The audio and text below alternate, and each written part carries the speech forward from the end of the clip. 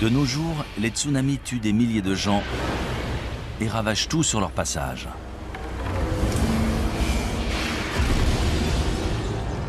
Les séismes détruisent des villes entières. Et les ouragans dévastent le paysage, entraînant des centaines de morts et des milliers de réfugiés dans leur sillage. Il y a toujours eu des catastrophes naturelles sur Terre. Ces catastrophes peuvent-elles réellement effacer toute trace de notre existence, y compris l'art, l'architecture et la technologie? Non seulement c'est possible, mais c'est ce qui se produit inlassablement. D'importantes catastrophes naturelles ont très bien pu détruire d'anciennes civilisations sans en laisser de traces. On pensait avoir évolué naturellement du statut de chasseur-cueilleur vers des sociétés plus complexes, mais ce n'est pas si évident que ça. Récemment, des scientifiques ont trouvé des traces de cultures antiques prospères, des milliers d'années plus anciennes qu'on aurait pu l'imaginer. Que leur est-il arrivé? Comment ont-elles disparu? Et est-ce que cela pourrait se reproduire? Depuis toujours, les éléments imposent leurs lois aux habitants de la Terre. L'humanité est condamnée. Sommes-nous vraiment destinés à disparaître de la surface de la Terre? Notre civilisation va-t-elle, elle aussi, disparaître à jamais?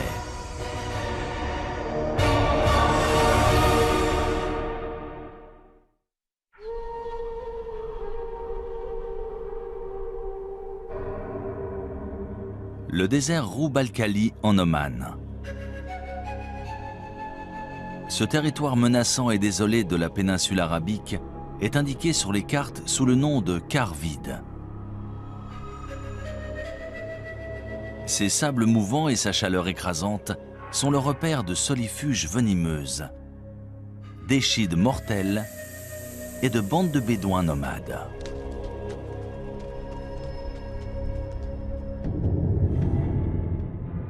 Mais si l'on en croit d'anciennes légendes, cette région était très différente.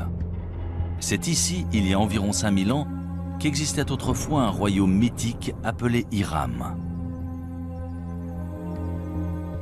Connu pour sa richesse et sa splendeur, Dieu l'aurait détruit pour le punir de sa vilainie et de sa corruption. On en parle dans différentes sourates du Coran. Il est dit que le vent s'est mis à souffler et a détruit la ville parce que ses habitants ne voulaient pas suivre la parole de Dieu. Des prophètes sont venus pour essayer de les changer, de les purifier, mais ils ont refusé. Du coup, la ville et sa civilisation ont été détruites.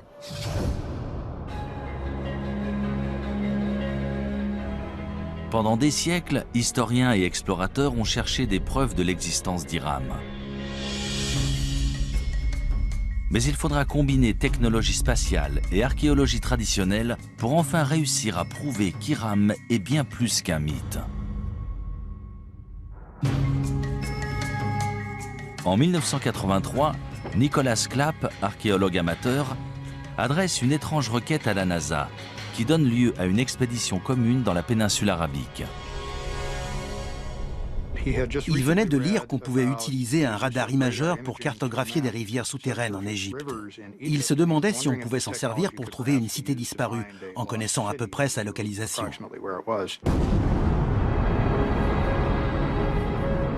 Transportée à bord de la navette Columbia, cette technologie appelée radar imageur spatial fonctionne comme un appareil de radiographie souterrain. On enregistre d'abord des images depuis l'espace, puis on les modifie numériquement pour faire ressortir des détails invisibles à l'œil nu, notamment d'anciens lits de rivières et des routes de caravanes aujourd'hui enfouies sous le sable. Je n'aurais jamais cru qu'on pourrait découvrir depuis l'espace une cité disparue. Mais ils ont persisté et étudié des détails qui semblaient intéressants. Les images satellites ont un gros avantage. Elles permettent d'observer une région entière, de voir les détails dans leur contexte. Voilà une image d'un radar spatial d'une partie du Sahara, le désert au sud-ouest de l'Égypte, aujourd'hui l'un des endroits les plus secs de la planète. Cette large bande, c'est un ancien canal fluvial aussi large que la vallée du Nil. Et à l'intérieur, on peut voir un canal plus petit. Et voilà ce qu'on verrait une fois sur place.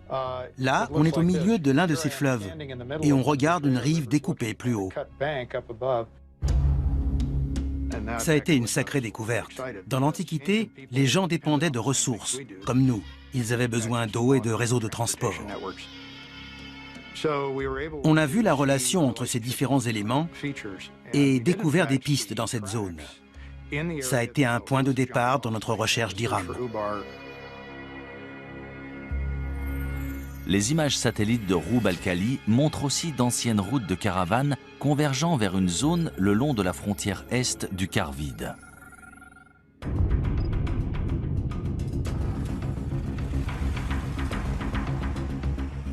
On s'est servi d'un GPS, technologie inconnue du grand public à l'époque, ainsi que du système de navigation de l'hélicoptère. C'est comme ça qu'on a trouvé la route qu'on avait vue sur les images satellites et qu'on l'a suivie dans le désert. C'était vraiment passionnant. On a décidé d'atterrir dans cette zone, près d'une sorte d'immense colline et d'un puits ou d'une source. Une fois sur place, je n'en revenais pas. Il y avait des bâtiments. Ça correspondait à la première section d'une place antique faite en pierre avec des murs et des bâtiments. Et il y avait des poteries un peu partout. Ensuite, on a identifié un nombre de lieux qui semblaient importants encore aujourd'hui. Et l'un d'eux était en fait le site d'Iram. Des centaines de milliers de caravanes constituées de centaines de milliers de chameaux et d'ânes transportaient des marchandises et des tissus depuis et vers la côte, en passant par ce site antique d'Iram. C'était un comptoir où se rassemblaient les caravanes de chameaux avant de traverser le désert. Il y avait une forteresse qui servait en fait à protéger la réserve en eau. C'est là qu'on contrôlait les caravanes de chameaux. Si elles voulaient traverser cette zone, il fallait payer une taxe. Après des fouilles plus poussées du site, on découvre les vestiges de 8 tours reliées par des murs de 9 mètres. Cela correspond à la description d'Iram dans le Coran, appelée aussi « cité des nobles piliers ». Mais si cette cité légendaire a bien existé, tous les autres détails à son sujet sont-ils vrais? A-t-elle vraiment disparu après avoir été enfouie sous le sable? Selon les scientifiques et géologues, c'est l'érosion d'un aqueduc sous la cité qui aurait entraîné sa disparition.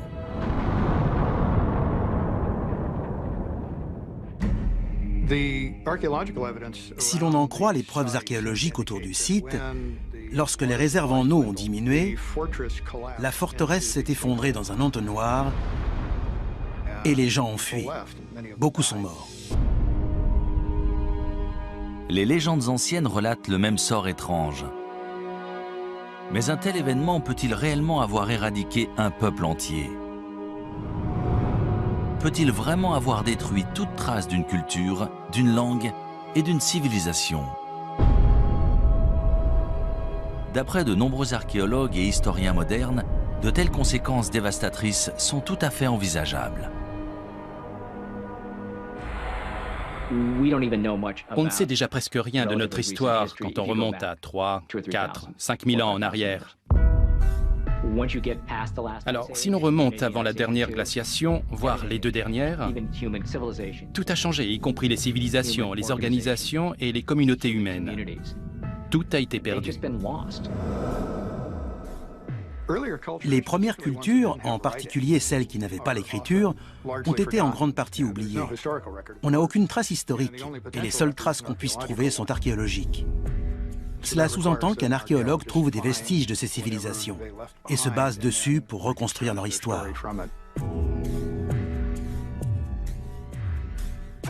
Pendant des décennies, on a supposé que les humains existaient depuis environ 200 000 ans et que ce qu'on appelle la civilisation était apparu il y a seulement quelques milliers d'années. Mais de nouvelles découvertes remettent constamment en question ce que nous savons réellement de notre histoire.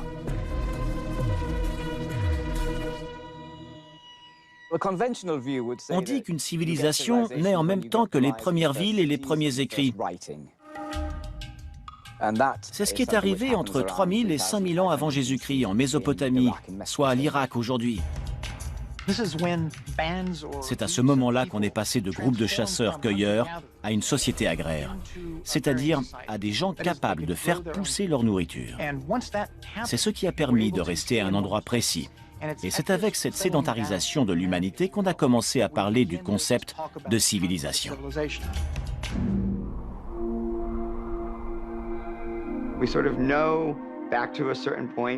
On sait à peu près ce qui s'est passé entre aujourd'hui et il y a 10 000 ans. Grâce aux études évolutionnaires, on sait à peu près quand les hommes sont apparus. Mais la période entre l'apparition des hommes et celle des civilisations qu'on connaît est très vaste.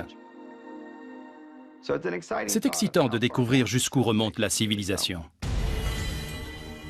Si Hiram a vraiment existé, combien d'autres civilisations anciennes sont ensevelies et attendent d'être découvertes? Quand ce sera fait, que trouverons-nous? Des preuves de notre passé antique ou des indices de notre destruction future? Şanlıurfa, est de la Turquie, 1994. Tout en haut d'un versant de colline, dans une région rurale, la charrue d'un fermier kurde s'arrête brusquement lorsqu'il touche une grosse pierre rectangulaire à moitié enfouie. Pendant plusieurs jours, il essaye de déterrer cet objet tenace, jusqu'à ce que se produise l'inattendu.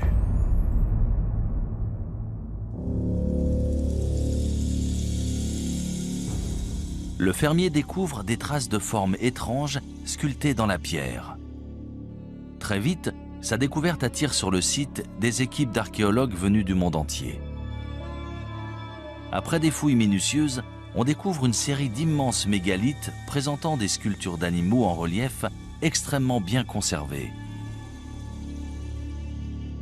Sangliers, renards, bétail et de nombreux oiseaux, la plupart venant d'autres régions.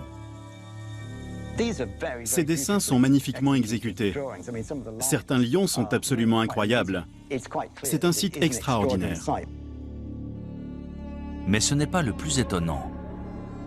On estime que ce site, connu sous le nom de Göbekli Tepe, ou la colline au nombril, aurait 11 000 ans, soit presque 5 000 ans de plus que tous les autres sites comparables.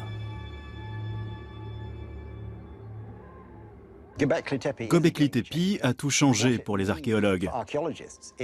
Suite à cette découverte, on a dû élargir notre définition du terme civilisation. On a tous été très surpris de découvrir Göbekli Tepe. On n'avait encore jamais vu de site aussi élaboré. C'est une découverte incroyable, surtout pour une période aussi ancienne. Göbekli Tepe est un site remarquable. Ces sculptures datent de 7000 ans avant les grandes pyramides. On se demande souvent comment les Égyptiens ont pu avoir accès à cette technologie et ce savoir-faire à leur époque. Mais maintenant, tout nous apparaît sous un nouveau jour. Göbekli Tepe a été érigé 7000 ans plus tôt.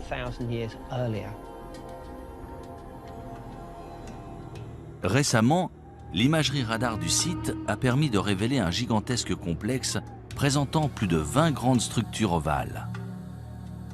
Chacune est composée de colonnes mégalithiques en forme de T, ainsi que de 4 piliers sculptés en calcaire, reliés par des murs d'1,80 m et disposés dans un cercle mesurant entre 10 et 30 mètres de diamètre. Ils avaient tout organisé, tout prévu. Ils ont réussi à mobiliser des ouvriers et à entretenir ce site qui a ensuite été visité pendant de très longues années. Chaque pierre devait peser entre 15 et 20 tonnes, certaines même entre 40 et 60 tonnes.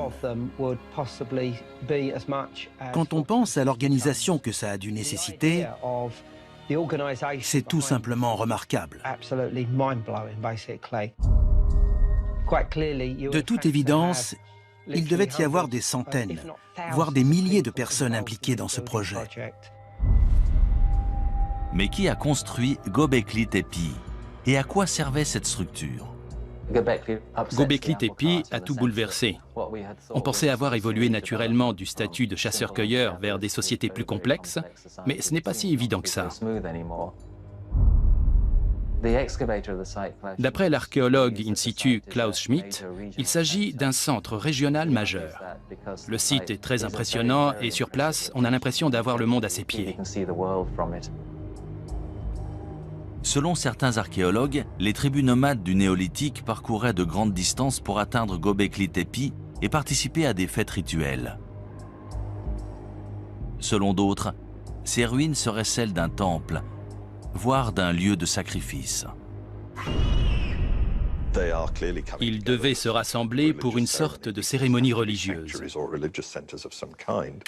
Ces ruines sont forcément un sanctuaire ou un centre religieux. Ce ne sont ni des maisons ni des tombes. On dirait un lieu de cérémonie. Selon de nombreux chercheurs, Göbekli Tepe aurait été utilisé pendant presque 2000 ans.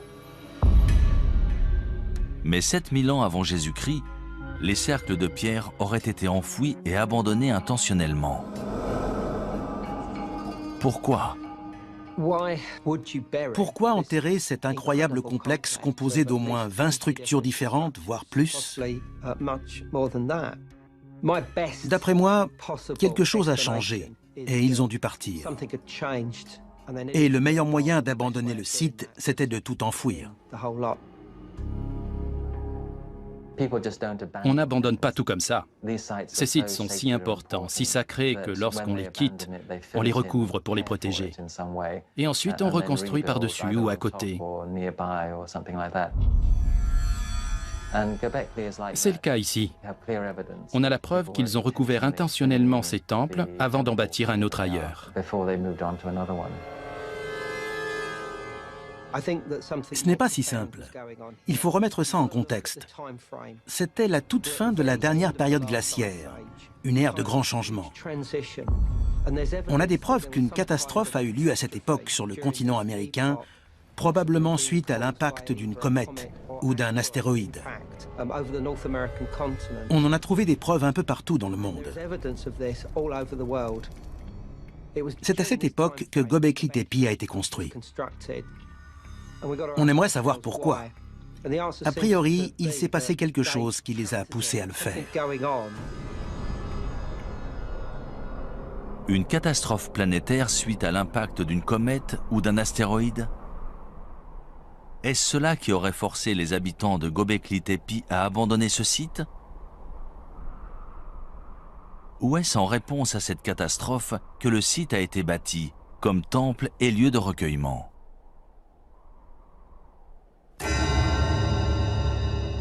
Selon certains chercheurs, la réponse se trouve tout près, au mont Ararat. Dans la Bible hébraïque, c'est là que l'arche de Noé aurait échoué une fois les eaux du déluge refluées. En fait, le mont Ararat se trouve à seulement une centaine de kilomètres de Göbekli Tepe. Quand on observe les animaux sculptés à Göbekli Tepe, il est impossible d'expliquer pourquoi certains d'entre eux ont été représentés étant donné qu'on ne les trouve pas dans cette région. Est-ce que certains de ces animaux vivaient dans cette région à l'époque? Et dans ce cas, d'où venaient-ils? Si l'on en croit la mythologie, il s'agirait des animaux de l'arche de Noé. On a beaucoup étudié les origines du déluge. Ce récit existe un peu partout dans le monde. Il existe une version Ojibwe, une version amérindienne, une version chinoise, et on en parle dans la mythologie grecque et la mythologie hindoue. Il est tout à fait possible que des événements réels aient inspiré la mythologie et les légendes. Ces récits du déluge parlent peut-être de vrais déluges. Ces mythes et récits narrant un déluge et le sauvetage de nombreux animaux à bord d'une arche sont-ils vraiment inspirés de faits réels? Nous trouverons peut-être une réponse en étudiant d'autres civilisations disparues. Que vont-elles nous révéler du mystérieux passé et du futur incertain de l'humanité ?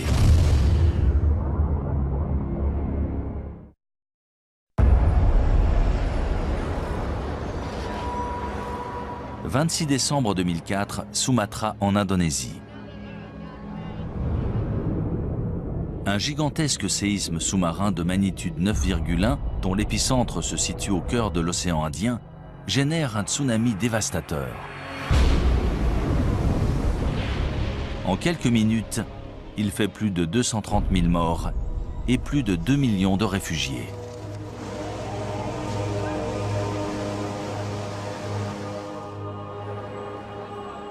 Sept ans plus tard, le 11 mars 2011, un séisme de magnitude 9 fait trembler le nord-est du Japon. C'est le plus puissant séisme qu'ait jamais subi l'île. Quelques minutes plus tard, un tsunami de 9 mètres balaye les terres, emportant des villes entières et environ 23 000 personnes.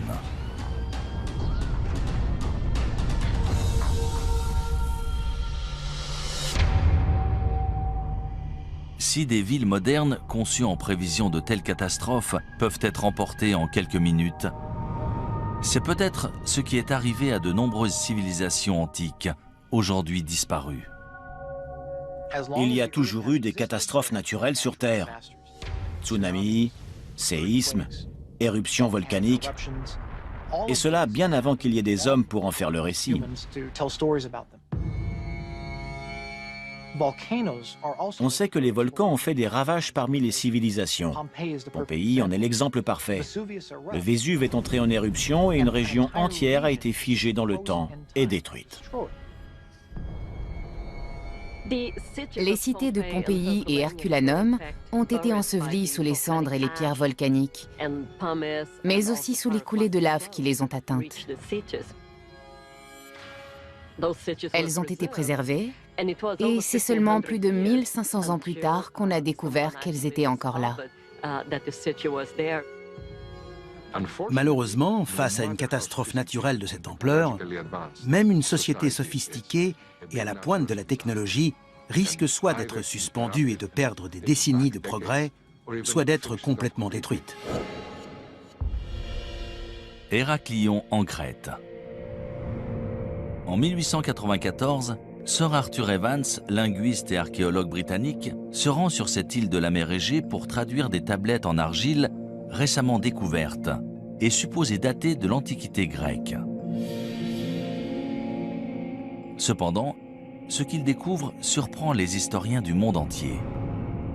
Cette écriture hiéroglyphe n'est pas grecque, mais issue d'une civilisation inconnue datant de 5000 ans avant Jésus-Christ. 3 ans plus tard, Sir Evans mène une expédition et découvre ce qu'on appellera le palais de Knossos.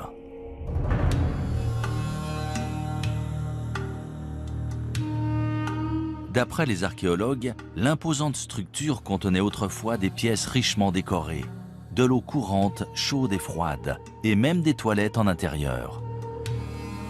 Sir Evans nomme les bâtisseurs du palais les Minoens, en hommage au roi mythologique Minos de Crète. Lors de l'âge de bronze, la civilisation minoenne était toute puissante dans l'est de la Méditerranée. Elle avait une immense flotte et faisait commerce avec pratiquement tous les peuples du bassin méditerranéen. La société de la civilisation minoenne en Crète a été la première à développer des palais très sophistiqués, avec des cours pour tenir des cérémonies, des fresques et une architecture très élaborée. De nos jours, on considère les Minoens comme la première grande puissance en Méditerranée. Ils ont régné entre 2500 et 1600 avant Jésus-Christ. Mais comment un peuple si puissant et avancé a-t-il pu disparaître ainsi ? Selon de nombreux chercheurs, on peut trouver la réponse en étudiant l'une des plus importantes éruptions volcaniques de l'histoire de la civilisation, à 110 km au nord de la Crète, sur l'île de Santorin.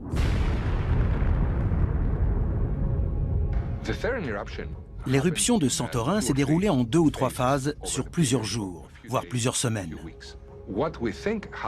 On pense que les habitants de l'île ont détecté des signes qui les ont avertis, vu qu'on n'a pas trouvé de squelette à Santorin, contrairement à Pompéi. Les habitants de Santorin ont eu le temps de s'enfuir. En revanche, les habitants de Crète ne s'attendaient pas à ce que l'éruption ait de telles conséquences chez eux.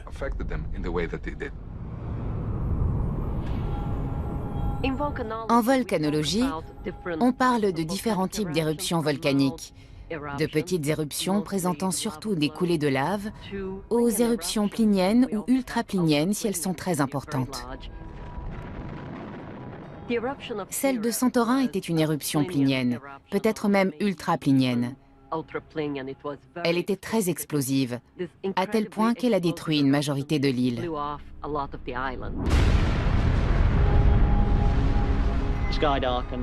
Le ciel s'est assombri, le panache volcanique s'est propagé, envoyant descendre jusqu'à l'île de Rhodes et le sud-ouest de la Turquie. Dans les autres directions, on pouvait entendre les explosions au loin, au fur et à mesure que l'éruption progressait. Tout laisse à croire que la violente éruption volcanique de Santorin a généré un énorme tsunami qui s'est abattu sur les villes portuaires de la Crète. Voici une reproduction de la mer Égée dans l'est de la Méditerranée et du volcan de Santorin. On va voir ce qui s'est passé juste après l'éruption du volcan. Tout d'abord, on a ce qu'on appelle une vague de remblayage suite à l'effondrement de la caldeira du volcan. Ça crée un trou dans la mer. Ensuite, la vague commence à se propager et se dirige vers la Crète, là où vivaient les Minoens. Voilà la vague initiale, elle commence à se propager. Là, c'est la Crète, et dans 20-25 minutes, la vague l'atteindra. Quand elle s'est abattue sur la Crète, la vague mesurait entre 4,50 m et 9 mètres de haut.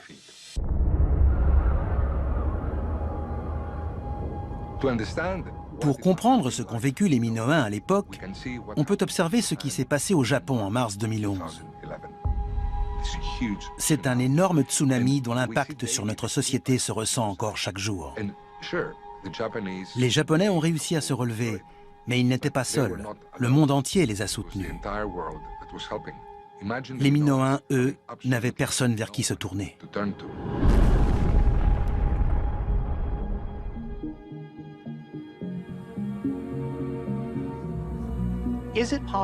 Est-il possible qu'une civilisation ait existé, ait été détruite, puis qu'une autre civilisation ait vu le jour au même endroit, ignorant tout de celle qui l'a précédée? C'est une théorie fascinante qui entraîne bien des hypothèses. Du coup, de nombreuses personnes se demandent s'il n'y a pas eu une civilisation sur Terre bien avant toutes celles déjà connues, mais dont on ne saurait absolument rien. Si un volcan actif peut vraiment détruire toute trace d'une civilisation passée, une activité volcanique similaire pourrait-elle représenter la même menace encore aujourd'hui?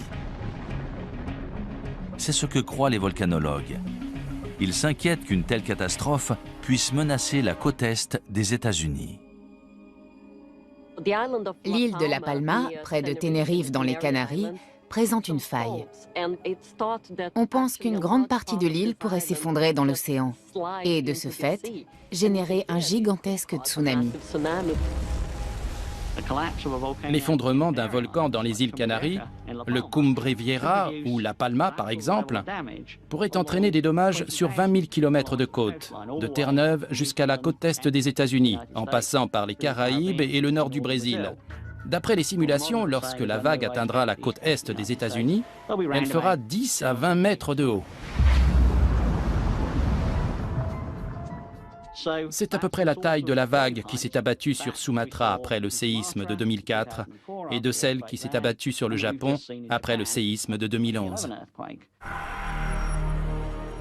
Une catastrophe naturelle de type éruption volcanique, séisme ou tsunami, peut-elle réellement détruire toute trace d'une civilisation? Au point de bouleverser l'histoire de l'humanité pour les siècles à venir. La réponse se trouve peut-être dans un ancien cimetière rempli d'or. dans une ville côtière sur la mer Noire.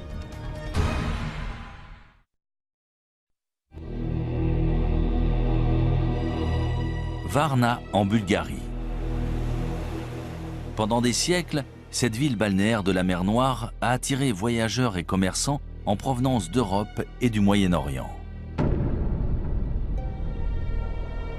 Au IIe siècle avant Jésus-Christ, les Romains ont profité des sources chaudes locales pour construire une immense série de bains publics.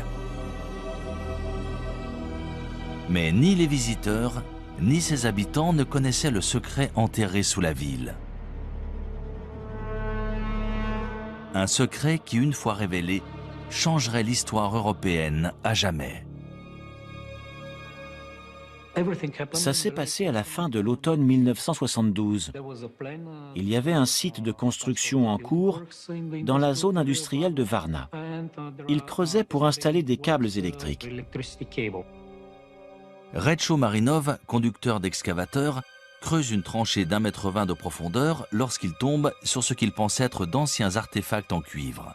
Il les rapporte chez lui pour les mettre en sécurité. Quelques semaines plus tard, un habitant du village lui a dit que ces objets étaient très intéressants.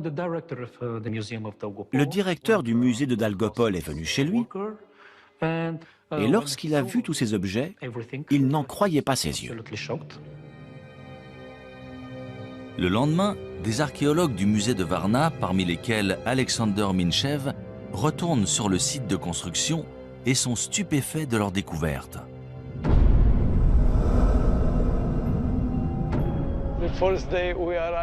Lorsqu'on est arrivé sur le site, on a vu plusieurs pièces d'or sur la route, écrasées par des semelles de chaussures. Les ouvriers de l'usine passaient plusieurs fois par jour, sans le savoir, près de ces kilogrammes d'or. Personne n'aurait cru que de tels trésors étaient cachés sous un champ, dans une zone pareille. Après des fouilles plus poussées, on découvre que ce terrain non exploité est en fait le site d'un cimetière oublié. Il contient plus de 300 tombes datant d'environ 4500 ans avant Jésus-Christ, selon les archéologues. En plus des ossements d'anciens résidents de Varna, ils découvrent des preuves troublantes d'une ancienne civilisation avancée et florissante.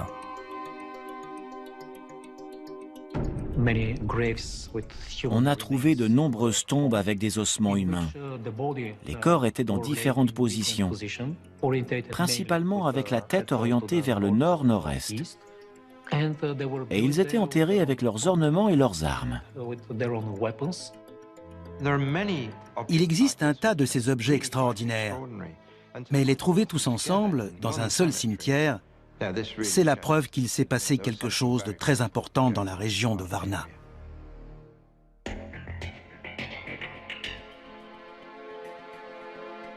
On a trouvé à l'intérieur de ces tombes plus de 15 000 artefacts à la conception élaborée, notamment des haches en cuivre et une grande quantité de bijoux en or et en jade.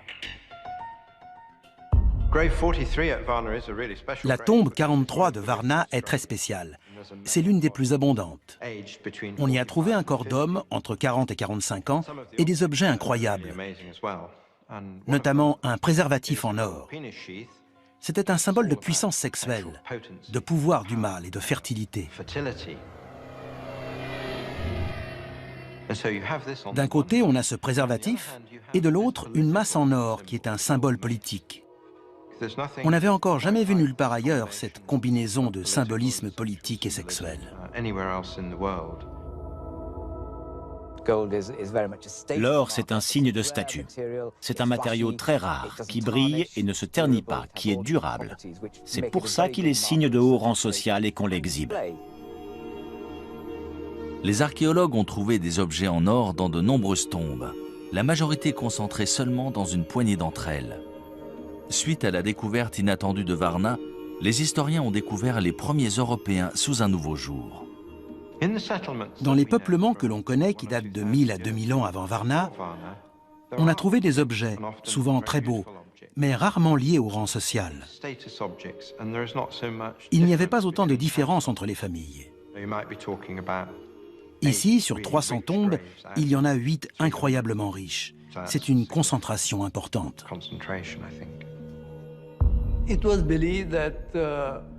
On suppose que pendant l'ère préhistorique, tous les hommes étaient égaux. Ils travaillaient ensemble, partageaient leurs récoltes. Il n'y avait aucune différence, ni d'ordre social, ni autre. Ils étaient sûrement comme nous. Ils aimaient l'or et les bijoux, et ils se servaient d'outils. Ils n'étaient pas différents de nous. Eux, c'est nous. Varna aurait servi de pôle aux commerçants préhistoriques qui transportaient des armes en cuivre vers des régions aussi éloignées que la France et l'Espagne. Presque 1500 ans avant la naissance de pôles de commerce similaires en Mésopotamie. Varna est aussi associé à l'armement, la guerre et les batailles. On a trouvé un grand nombre d'armes dans ces tombes. Haches de guerre, fer de lance, tête de flèche. Puissance et guerre vont toujours de pair. C'est évident. Avant la découverte de Varna, on connaissait des sociétés très complexes dont on sait aujourd'hui qu'elles datent de l'âge de bronze. Stonehenge est l'une de ces sociétés complexes. Mais Varna date d'au moins 3000 ans avant Stonehenge. La civilisation a mis énormément de temps à se développer. On pensait avoir trouvé tous les marqueurs en Égypte, en Mésopotamie et en Crète, mais Varna existait bien avant cela. L'aube de la civilisation européenne a commencé ici, sur ce site. Et pendant des milliers d'années sous ce sol, l'histoire a conservé ses secrets. Je n'arrive pas à imaginer ce qui serait arrivé si on n'avait pas trouvé Varna, si tous ces objets étaient encore sous nos pieds. Pourtant, un mystère subsiste. Comment la population de Varna a-t-elle disparu vers 4100 avant Jésus-Christ? On a la preuve qu'à la fin du 5e millénaire, probablement vers l'an 4200 avant Jésus-Christ, il y a eu un important changement climatique. Le niveau de l'eau a augmenté et les températures sont devenues plus élevées. De ce fait, les conditions agricoles se sont détériorées. Est-ce qu'un changement climatique, sûrement à l'origine de sécheresses et de famines, pourrait avoir causé la disparition de Varna? Récemment, des fouilles archéologiques au Moyen-Orient nous ont fourni de nouvelles informations. D'après de nombreux archéologues et spécialistes, ces découvertes vont nous permettre de résoudre le mystère entourant la disparition de Varna et d'autres cités disparues. Mais d'autres se basent sur des preuves différentes, plus incroyables encore. Celles des catastrophes naturelles et des cataclysmes de proportions mondiales, voire nucléaires. Des preuves qui impliquent que le temps nous est compté.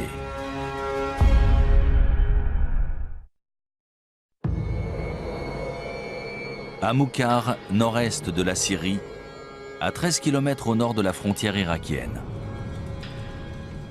Au début de l'année 2000, une équipe d'archéologues de l'Institut oriental de Chicago fait une étonnante annonce. Ils ont découvert les ruines d'une civilisation inconnue datant de plus de 6000 ans. Les fouilles ont révélé une cité autrefois florissante appelée Amoukhar, remplie de ce qui semble être des maisons luxueuses, des boutiques prospères et des bâtiments officiels. C'est un site énorme, d'environ 1 km², qui a la capacité d'accueillir entre 10 000 et 20 000 personnes, l'équivalent d'une grande ville. C'était une cité florissante, il devait avoir l'écriture. On n'a pu déterrer qu'une infime partie des bâtiments publics, mais ils étaient entourés d'un vaste mur et de grandes portes. On doit encore mettre à jour certains éléments de cette civilisation toujours enfouie sous un village moderne. Grâce à la découverte d'Amukar, on s'est rendu compte que notre notion d'une cité, c'est-à-dire des divisions du travail avec des lois, un système légal, des structures gouvernementales et une expression artistique, existait peut-être bien avant qu'on ne le croyait. La découverte inattendue d'Amukar a chamboulé ce que les spécialistes avaient établi. Pour eux, la première cité antique était apparue dans le sud de la Mésopotamie, à 650 km à l'est dans l'Irak actuel. Mais si Amukar était bien une vaste cité prospère, pourquoi a-t-elle disparu si soudainement? Vers 3500 avant Jésus-Christ, il y a eu un drame. De toute évidence, ils ont été attaqués. Pendant cette attaque, le peuple d'Amukar a été vaincu. La cité a été détruite et ils n'ont jamais pu reconstruire plus qu'un petit village. La cité ne s'est jamais remise de cette attaque. Une partie de ce peuple du 4e millénaire avant Jésus-Christ a été décimée. Lors du dernier décompte, on avait une douzaine de squelettes. Mais d'après ce que je sais, certains corps n'ont pas été enterrés dans les règles. Qu'une guerre ait détruit ce site, ça me semble plutôt convaincant.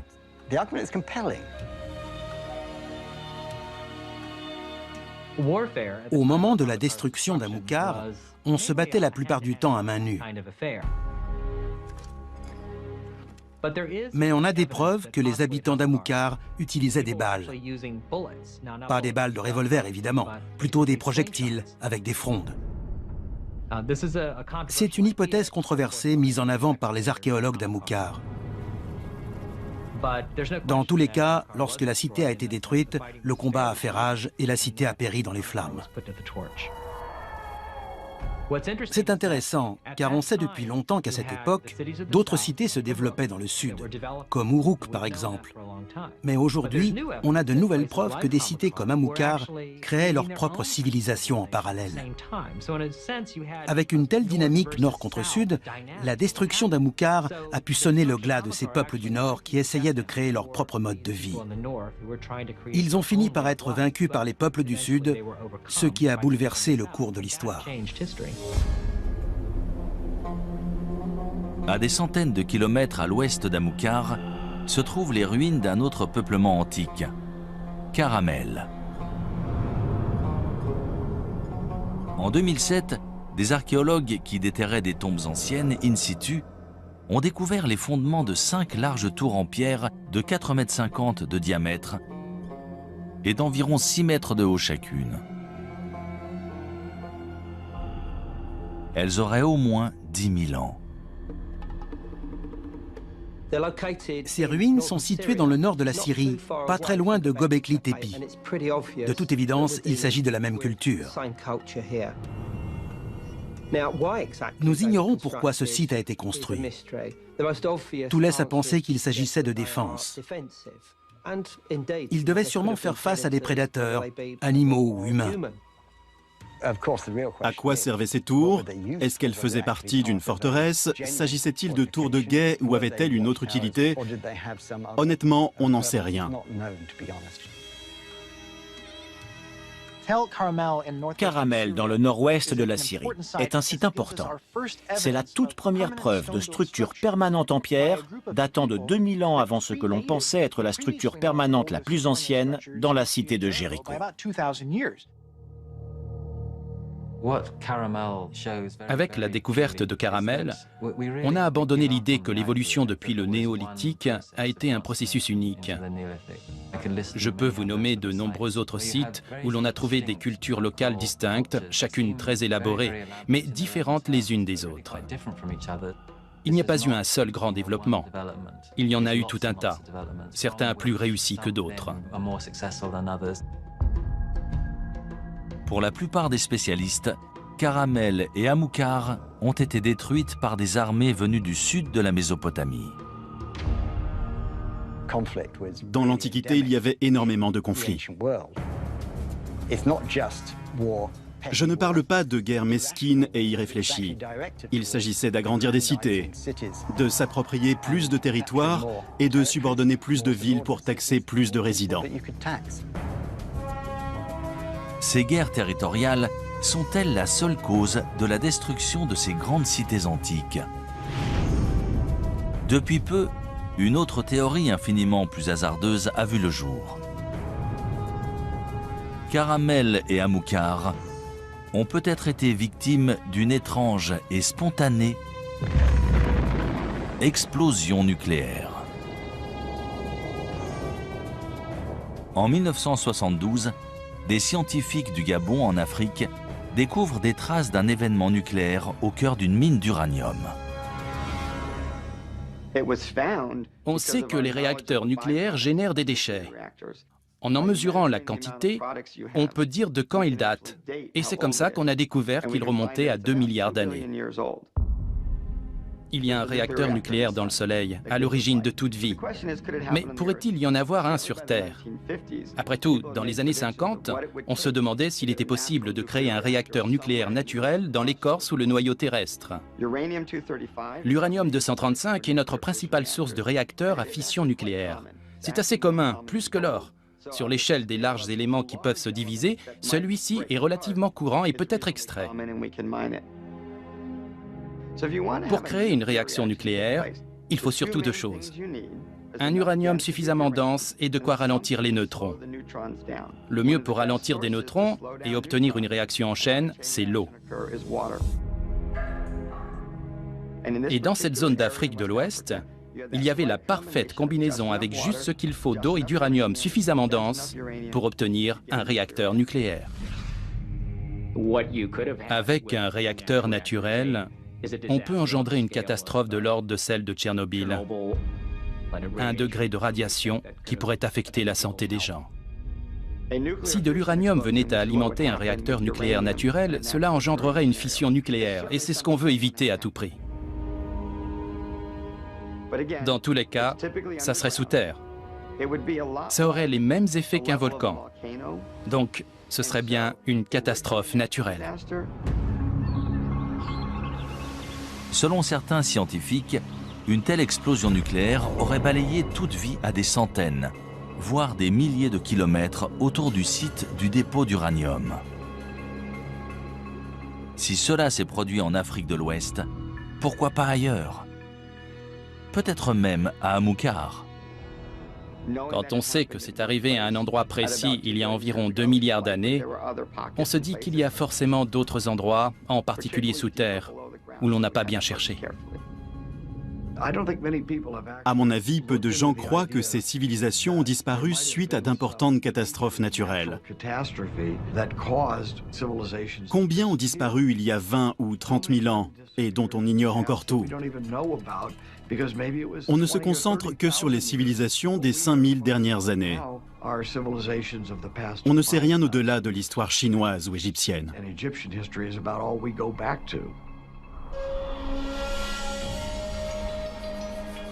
Ces civilisations préhistoriques ont-elles vraiment été anéanties par des explosions naturelles issues des profondeurs de la Terre? Ou est-il possible que ces cités antiques aient été détruites depuis beaucoup plus loin?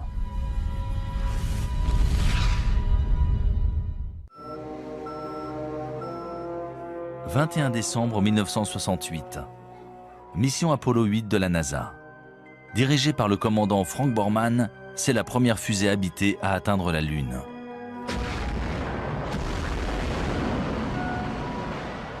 Après avoir tourné 10 fois en orbite autour de la Lune, les astronautes capturent parmi les plus belles images de sa surface. Sur ces photographies, on voit la Lune jalonnée de milliers de larges cratères. Certains y voient la preuve qu'elle a été le site d'une activité volcanique virulente. Mais d'après des preuves récentes, ces nombreux cratères seraient le résultat d'un incident plus sérieux. D'énormes impacts d'astéroïdes. Des astéroïdes qui ont peut-être aussi bombardé la Terre.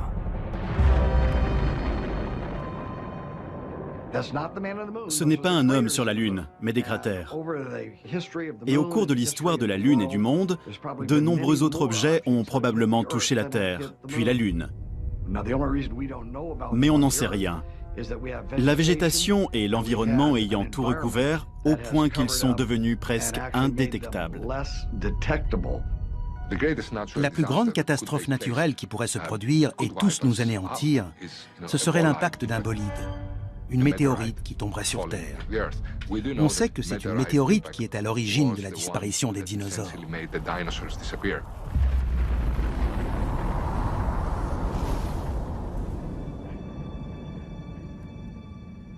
Nous voici au bord du météore cratère, site célèbre d'un impact de météorite dans le nord de l'Arizona. Le cratère a été formé il y a 50 000 ans lorsqu'un astéroïde d'environ 45 mètres de diamètre est entré dans l'atmosphère à environ 42 000 km/h. Il a frappé le sol avec une force équivalente à celle de 1000 bombes atomiques.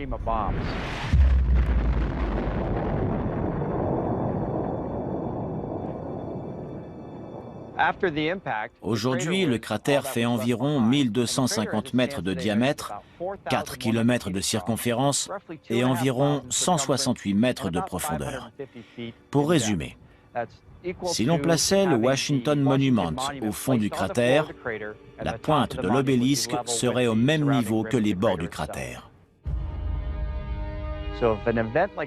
S'il se produisait un tel événement dans un endroit aussi peuplé que la ville de New York, par exemple, on estime que personne ne survivrait dans un périmètre de 16 km.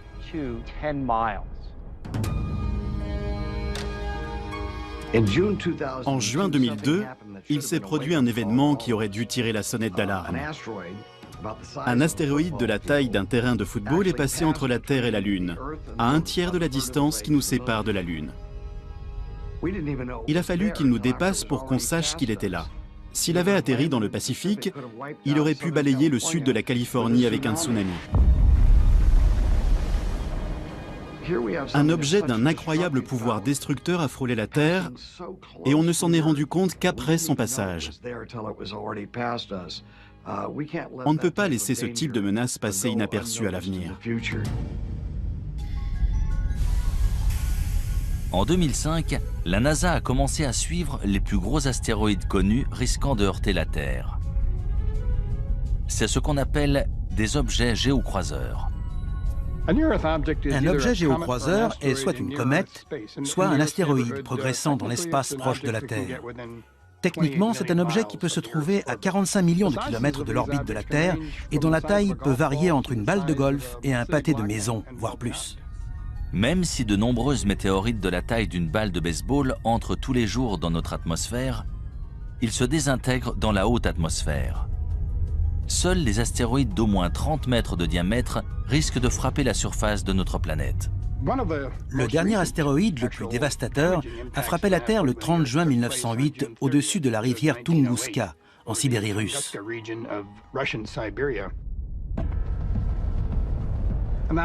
Un objet mesurant entre 30 et 40 mètres est entré dans notre atmosphère. La pression exercée à l'avant de ce petit astéroïde était plus importante que celle exercée à l'arrière. Du coup, il s'est aplati et a explosé à environ 6,5 km au-dessus de la surface de la Terre.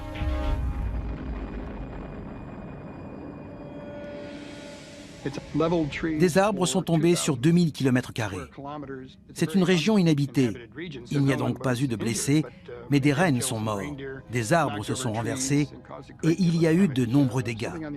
On parle d'environ 5 mégatonnes d'énergie, soit 385 fois l'énergie générée par la bombe d'Hiroshima à la fin de la Seconde Guerre mondiale.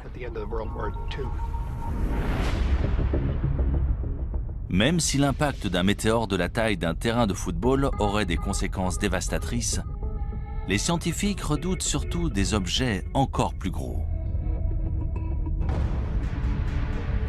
Il y a environ 1000 astéroïdes d'1 ou 2 kilomètres, voire plus, dans l'espace près de la Terre. Un impact de ce type entraînerait des conséquences planétaires. Et ce n'est pas le pire. La poussière et les débris projetés dans l'atmosphère plongeraient la Terre dans le noir. Sans oublier les pluies acides et les tempêtes de feu causées par les débris s'abattant sur notre planète. En plus de la poussière, la suie stopperait la photosynthèse, indispensable aux plantes. Et bien sûr, aux animaux se nourrissant de ces plantes. En cas d'impact d'astéroïdes, le plus problématique serait les effets secondaires. Lorsqu'on parle d'impact d'astéroïdes ou de météores, on parle d'objets qui pourraient annihiler non seulement des populations d'organismes vivants, mais des civilisations entières, comme ils l'ont fait par le passé. Ces dernières années, l'équipe d'observation des objets géocroiseurs de la NASA a élargi ses recherches pour inclure des objets de plus de 140 mètres de diamètre. L'un d'eux, un astéroïde de 300 mètres de large nommé Apophis, devrait approcher la Terre en 2029. Apophis est très gros. Il a été découvert en 2003 et pendant un temps, on pensait qu'il allait heurter la Terre. Il y avait une chance sur 37 qu'il nous heurte en 2029. Mais grâce à des observations poussées, on a exclu un impact en 2029. Malgré tout, il passera tout près. Il sera visible à l'œil nu depuis l'Europe. Vous devriez voir un astéroïde passer près de la Terre sans la heurter. Même si les scientifiques ont calculé la trajectoire d'Apophis, ils ne peuvent prévoir comment cet énorme astéroïde réagira face à d'autres facteurs, notamment la pesanteur de la Terre. Le plus inquiétant, c'est qu'une fois passé, il repassera 7 ans plus tard. Et l'on ignore si la pesanteur de la Terre aura modifié sa trajectoire. Il pourrait donc revenir pour heurter la Terre. S'il passe à travers un trou de serrure de 600 mètres au moment de son approche en 2029, il repassera et heurtera la Terre en 2036. Il n'est pas assez gros pour détruire notre planète, mais suffisamment pour causer des centaines de milliers, voire des millions de morts, s'il frappe au mauvais endroit. Malheureusement, d'après les scientifiques, il ne s'agit plus d'une hypothèse. Un jour ou l'autre, un énorme astéroïde heurtera la Terre.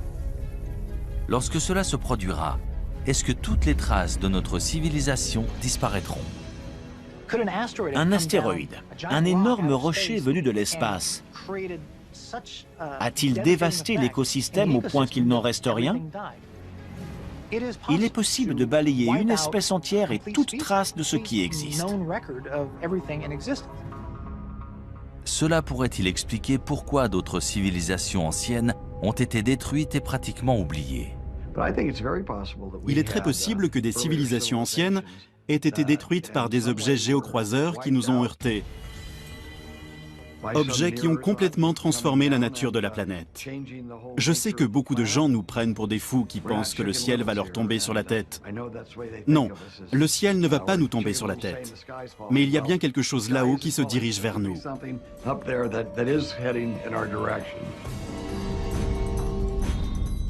Si un météore heurte la Terre de notre vivant, que pourrons-nous entreprendre pour minimiser ces ravages?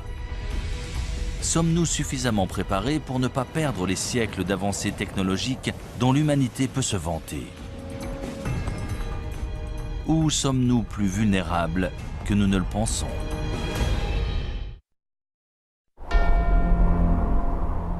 Le Kilimandjaro en Tanzanie. En l'an 2000, le paléoclimatologue Lonnie Thompson et son équipe de chercheurs ont foré au cœur d'un glacier recouvrant le pic de la montagne. Ils ont recueilli des échantillons de carottes de glace, preuve des conditions et changements climatiques non seulement depuis 20 à 30 ans, mais depuis des dizaines de milliers d'années. Une carotte est une colonne de glace. On en recueille plusieurs à la surface pour retracer l'histoire du climat et de l'environnement dans différentes parties du monde. Ces carottes ont des couches bien distinctes et en mesurant l'épaisseur de ces couches, on peut calculer l'évolution des précipitations dans le temps. Les bulles d'air préservées dans la glace retracent l'histoire de la composition de notre atmosphère. Là, on peut remonter jusqu'à 800 000 ans en arrière, en étudiant notamment le dioxyde de carbone, le méthane et le protoxyde d'azote. On peut même observer des micro-organismes pris dans la glace.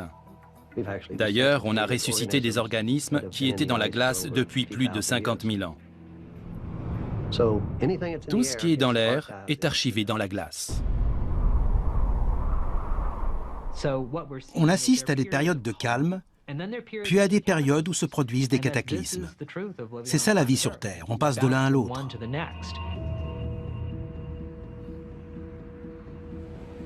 Stockées dans ces immenses congélateurs à l'Université d'État de l'Ohio, voici les carottes de glace que Lonnie Thompson a recueillies dans des glaciers du monde entier. On en a recueilli plus de 7000 mètres. C'est la seule collection tropicale de carottes de glace au monde. Certaines viennent du Kilimandjaro et d'autres de l'archipel François-Joseph à l'extrême nord de la Russie. On a toute une collection provenant de l'Himalaya et du Tibet. La plus ancienne carotte jamais forée dans une région montagneuse vient de l'ouest de la Chine et date d'il y a plus de 750 000 ans. Les carottes de glace sur ce rayonnage proviennent du plateau de Bruce, dans la péninsule antarctique. Elles ont été forées cette année et seront découpées et étudiées dans le laboratoire. D'après une étude récente de ces échantillons, un événement climatique radical s'est produit sur Terre il y a environ 5200 ans.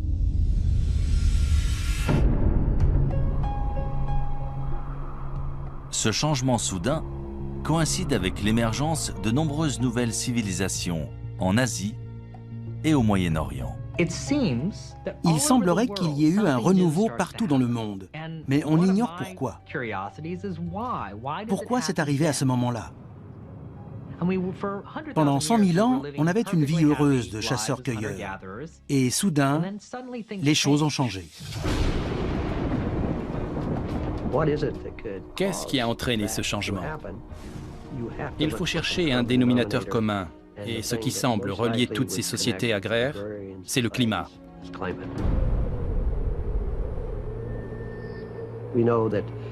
On sait qu'à cette époque, le désert du Sahara s'est asséché. Il y a 4 ou 5 000 ans, il y avait des lacs et des gens vivaient dans ce désert. On a retrouvé des fresques sur des rochers. Si l'on en croit ces nombreuses preuves, il s'est produit un événement dramatique à cette époque. Si une catastrophe mondiale s'est bien produite, quelle en a été l'origine? Une sécheresse planétaire? Un météore qui aurait heurté la Terre et déposé suffisamment de poussière pour nous plonger dans le noir?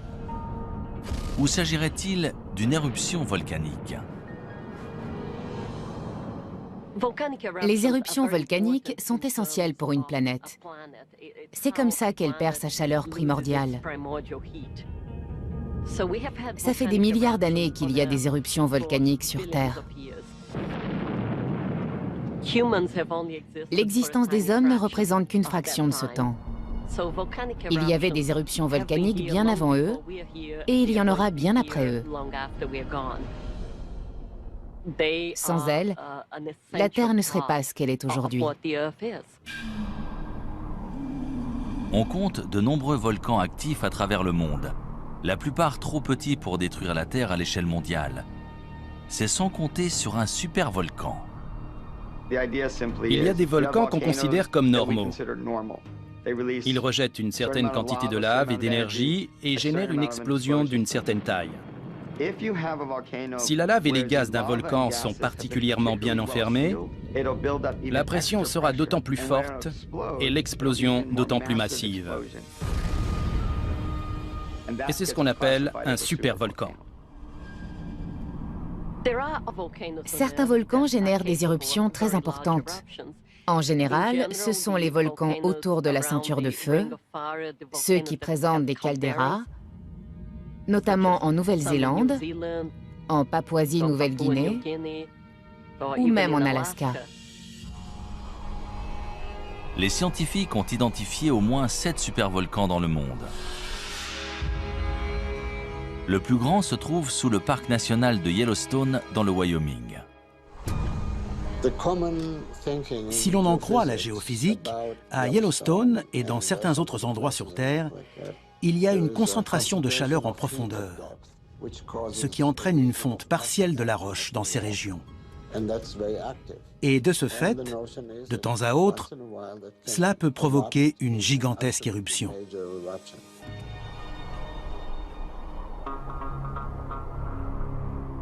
D'après les scientifiques, la plus récente éruption à Yellowstone s'est produite il y a environ 600 000 ans. On ignore quand Yellowstone entrera de nouveau en éruption. On n'a aucun moyen de le savoir. Quand on prédit le temps ou un événement géologique, il y a toujours une marge d'erreur. On ne peut jamais savoir quand ça va précisément arriver. Yellowstone est un volcan relativement jeune. Il est entré en éruption pour la première fois il y a 2,5 millions d'années. Géologiquement parlant, c'est jeune. Ce serait terrifiant si Yellowstone donnait de nouveau une éruption catastrophique. Ce serait du jamais vu. À côté, une éruption du mont Saint-Helens, c'est ridicule. Cela entraînerait un changement climatique sur toute la planète. La température moyenne de la Terre chuterait et l'ouest des États-Unis serait ravagé. Tout serait recouvert de cendres. Il n'y aurait plus d'agriculture. Et ça durerait un moment. Cette éruption bouleverserait notre civilisation. La cendre et les gaz toxiques émis lors d'une grosse éruption pourraient créer un brouillard qui plongerait la planète dans le noir pendant plusieurs années. Dans l'obscurité, les récoltes et les animaux mourraient, condamnant les hommes à mourir de faim. Si Yellowstone explosait aujourd'hui, vu que nous sommes de plus en plus nombreux, les conséquences de l'éruption seraient beaucoup plus grandes que par le passé. 7 millions de personnes voient le jour chaque mois à travers le monde. C'est du jamais vu. Notre planète est vulnérable. Nous ne sommes pas prêts. Notre société moderne est aussi fragile que ces sociétés antiques de grande envergure. Il y a énormément d'habitants, on se repose sur les ressources de la Terre et à force de les utiliser de manière si intensive, on les détériore. Pour beaucoup, notre société est au bord de l'effondrement. Les hommes sont des êtres très dépendants par nature. On a tendance à l'oublier dans notre société actuelle, mais il existe des forces bien plus puissantes que nous.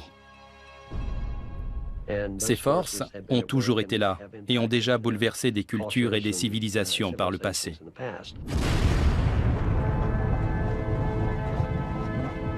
Ce genre de catastrophe planétaire semble tout droit sorti d'un film de science-fiction.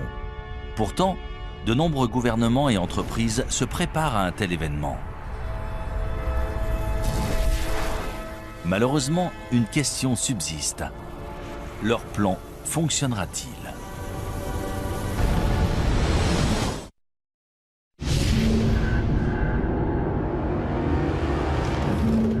Selon les scientifiques, notre planète a déjà subi plusieurs extinctions par le passé.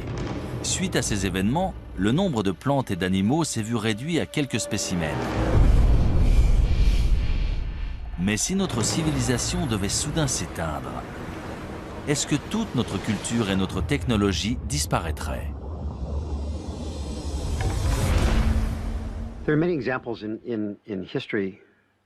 Ce ne serait pas la première fois qu'un peuple perd ses technologies et son savoir-faire. Bien sûr, l'exemple le plus célèbre est celui de la bibliothèque d'Alexandrie en Égypte. Lorsque cette bibliothèque a été détruite au 1er siècle de notre ère, toutes ces incroyables connaissances accumulées dans l'Antiquité ont été perdues. Et il ne s'agissait pas uniquement des connaissances des Égyptiens, tout le monde classique a été touché. Que devient une civilisation si ses connaissances collectives disparaissent? On ne saura jamais ce que notre civilisation aurait pu être si la bibliothèque d'Alexandrie n'avait pas été détruite. Les Égyptiens avaient un savoir incroyable, en particulier dans le domaine médical, et nous l'avons perdu. Est-ce qu'on en a recouvré ou redécouvert la majorité? Sûrement. Mais notre société serait-elle encore plus avancée si nous n'avions pas perdu ces connaissances, si nous n'avions pas dû attendre de les redécouvrir? Bien sûr, il est possible que certaines idées et connaissances de ces sociétés antiques aient été perdues pour toujours. On ne le saura jamais vu qu'on n'a aucun moyen d'en être sûr. Contrairement à l'Antiquité où bon nombre d'informations étaient gravées dans la pierre, aujourd'hui, on enregistre nos données et nos archives dans des puces mémoire en silicone. Si elles venaient à disparaître, dans des dizaines de milliers d'années, les gens auraient bien du mal à reconstruire nos vies et à se faire une idée de la façon dont on vivait. Paradoxalement, l'art rupestre préhistorique a probablement plus de chances de survivre que notre technologie moderne. Hutchinson, Kansas. À 200 mètres sous la ville se trouve un immense centre de stockage, aussi long que 35 terrains de football. En 1959, on a ouvert à l'intérieur d'une mine de sel la chambre souterraine d'Hutchinson pour protéger d'importants documents et biens du gouvernement pendant la guerre froide. Aussi appelée stockage éternel, c'est probablement la plus grande capsule témoin du monde. Une cave ou un sous-sol n'est pas toujours le meilleur endroit pour conserver des objets de valeur, mais il y a des avantages. La température est stable et les réactions chimiques responsables de la dégradation des objets dépendent justement des changements de température. L'humidité joue aussi un rôle important. Un degré d'humidité stable, ni trop élevé ni trop bas, c'est idéal pour la conservation. C'est l'une des raisons pour laquelle les musées ont toujours une température et un degré d'humidité stable. Et un moyen simple d'y parvenir, sans utiliser trop d'énergie, c'est de s'enfoncer sous terre.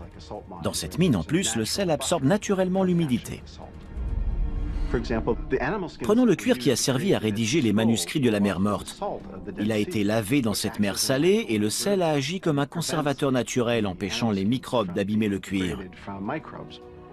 C'est pour ça qu'ils sont encore en si bon état aujourd'hui.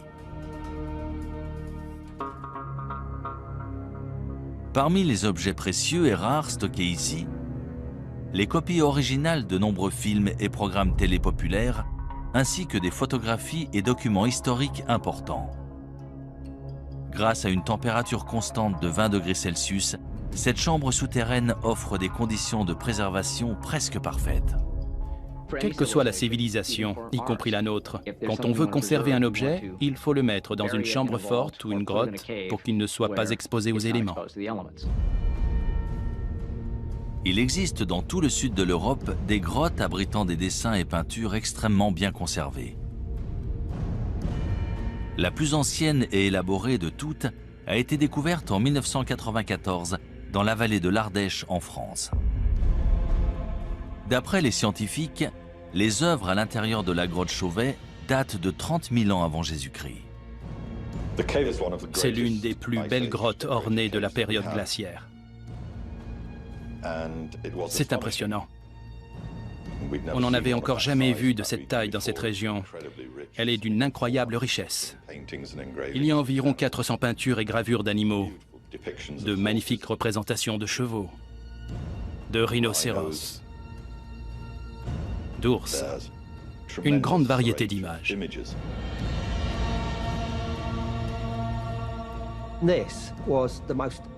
Ces représentations d'animaux sont tout simplement remarquables.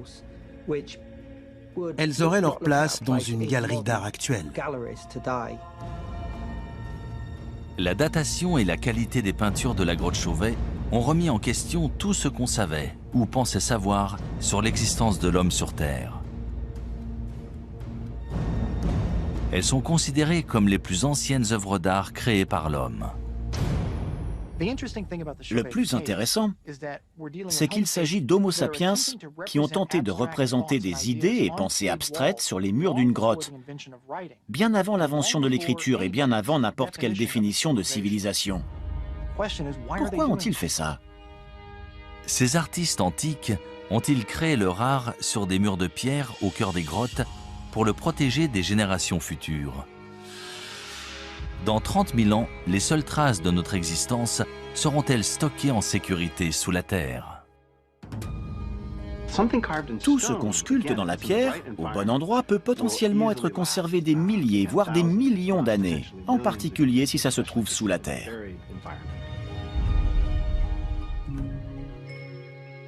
C'est sur une île norvégienne isolée, à 1300 km au sud du pôle Nord et à presque 125 mètres au cœur d'une montagne de grès, que se trouve la réserve mondiale de semences du Svalbard. Il s'agit d'une mesure de protection en cas de perte accidentelle de la grande variété de plantes et de récoltes alimentaires sur Terre. Plus de 20 millions de graines sont stockées ici.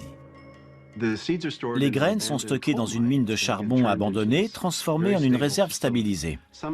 Certaines graines peuvent survivre très longtemps, d'autres ont besoin d'être plantées, de pousser et d'être de nouveau récoltées.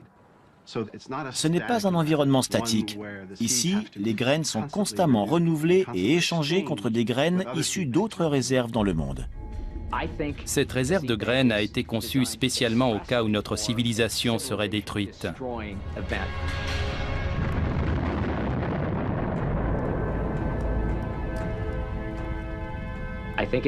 C'est un moyen de s'assurer que s'il reste des survivants, ils pourront reconstruire notre société. Et ils y arriveront d'autant mieux avec ces graines. Ce qui fait de l'homme un être unique, c'est sa capacité à réfléchir au passé, au présent et aussi à l'avenir. On réfléchit souvent à ce qu'on voudrait léguer à nos petits-enfants. C'est un moteur pour la plupart des gens. Même les premiers hommes ont sûrement pensé à enterrer ou mettre quelque chose en sécurité pour les générations futures.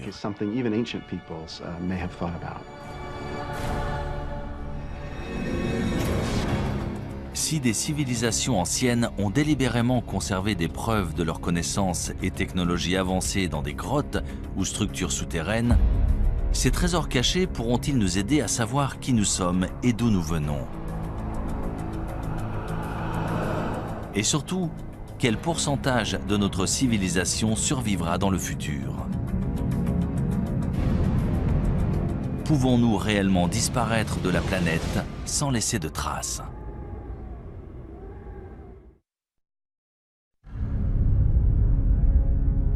D'après les scientifiques, la planète Terre s'est formée il y a environ 4,5 milliards d'années. Pourtant, selon de nombreux spécialistes, l'humanité n'existe que depuis 200 000 ans. Pourrait-il se tromper? Des civilisations humaines ont-elles existé sur Terre il y a des centaines de millions d'années avant de disparaître sous la surface de notre planète sans laisser de traces? C'est probablement le cas, vu que la préhistoire humaine se mesure en millions d'années et que la civilisation, elle, se mesure en dizaines de milliers d'années. Il y a un trou, peut-être un type de civilisation qui nous a échappé. Tout semble indiquer que certaines civilisations très anciennes ont simplement disparu sans laisser de traces. 1 million d'années, même 100 millions d'années pour nous, c'est seulement une fraction de la durée de vie de la Terre. Il y a 100 millions d'années, des dinosaures vivaient sur Terre. Et si d'autres formes de vie existaient avant eux, il y a 1 milliard d'années? On n'a aucun moyen de le savoir et donc aucun moyen de dire « non, ça n'est jamais arrivé ». Si la Terre a bien subi une catastrophe planétaire, qu'est-il arrivé à la race humaine? Que se passerait-il si notre civilisation tout entière était balayée par une gigantesque éruption volcanique? Si l'atmosphère devenait toxique et qu'on mourrait tous, est-ce qu'on devrait de nouveau apprendre à faire du feu? Combien de temps ça nous prendrait? Seuls les habitants des régions les plus reculées survivraient. Ils redeviendraient des chasseurs-cueilleurs jusqu'à ce qu'ils arrivent à reconstruire une civilisation des milliers d'années plus tard. Si des civilisations passées ont bel et bien disparu, est-il possible que des traces de notre société moderne se retrouvent enterrées sous terre et finissent par être oubliées? Prenons l'exemple de Tchernobyl. On voit bien à quelle vitesse ces constructions modernes se sont délabrées. Regardez ces traces. En seulement 50 ans, la majorité de cette infrastructure s'est énormément détériorée. Imaginons qu'on nous demande de quitter New York, de l'abandonner là, tout de suite. Dans 1000 ans, elle serait ensevelie sous des débris, sous l'eau. La plupart des bâtiments se seraient effondrés depuis longtemps. Allons encore plus loin, disons dans 10 000 ans. Je doute que quelqu'un arrive à reconnaître quoi que ce soit. Il faudrait vraiment savoir ce qu'on cherche pour le trouver. Parmi les rares vestiges de la technologie humaine, il restera peut-être l'un de ces résidus les plus dangereux, les déchets nucléaires. Le plus dangereux dans ces déchets, c'est la radiation. L'avantage avec les matériaux radioactifs, c'est qu'ils se désintègrent et disparaissent naturellement. L'inconvénient, c'est que pour la plupart, ça prend des milliers ou des dizaines de milliers, voire des millions d'années. Il faut absolument concevoir une zone de stockage sûre qui les contiendra pendant très longtemps. Le traitement des déchets radioactifs issus de la création d'armes et de l'énergie nucléaire est sujet à controverse. On doit bien s'en débarrasser quelque part sur Terre. On a donc prévu de les enterrer profondément dans le sol. C'est la solution géologique au problème des déchets nucléaires. Le département de l'énergie des États-Unis a engagé une équipe de spécialistes qui étudie des sites de traitement des déchets nucléaires aux côtés d'ingénieurs. Ils espèrent concevoir un signe d'avertissement universel que les prochaines générations pourront comprendre pendant au moins 10 000 ans. Ils doivent imaginer tout un concept pour prévenir les gens et les avertir du danger. Il faut concevoir une tradition qui sera perpétuée et transmise de génération en génération, et maintenir cet avertissement pour protéger les gens des déchets nucléaires.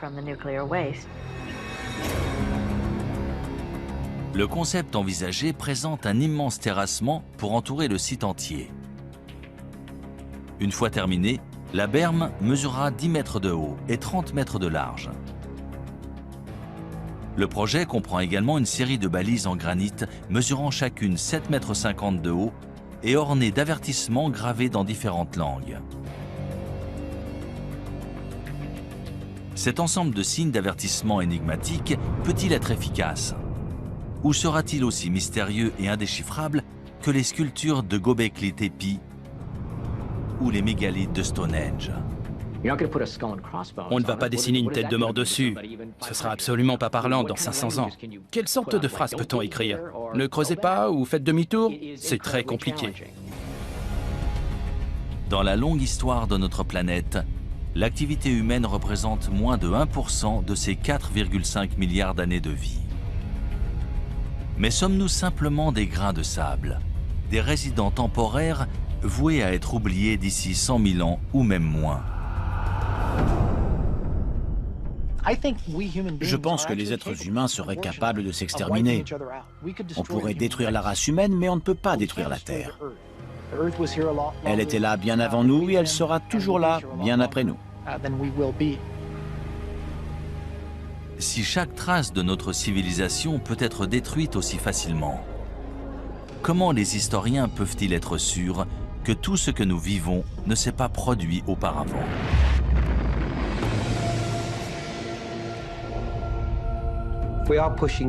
Plus ça va, plus on remonte loin dans l'histoire.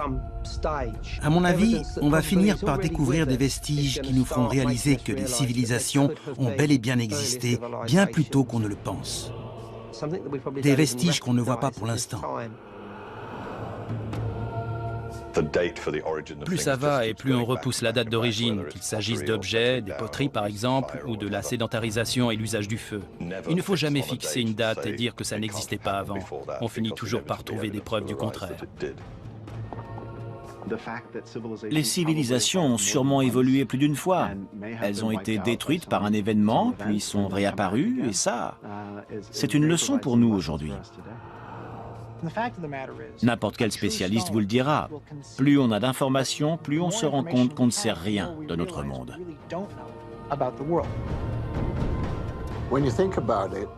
Quand on y pense, les traces écrites qu'on a de ce passé lointain sont si infimes qu'en fait, on ne sait presque rien. L'histoire de l'humanité est-elle si mystérieuse? Ou reste-t-il des indices cachés attendant d'être découverts? Quand nous les trouverons, écouterons-nous leur avertissement? Et si nous n'en tenons pas compte, deviendrons-nous une autre civilisation disparue?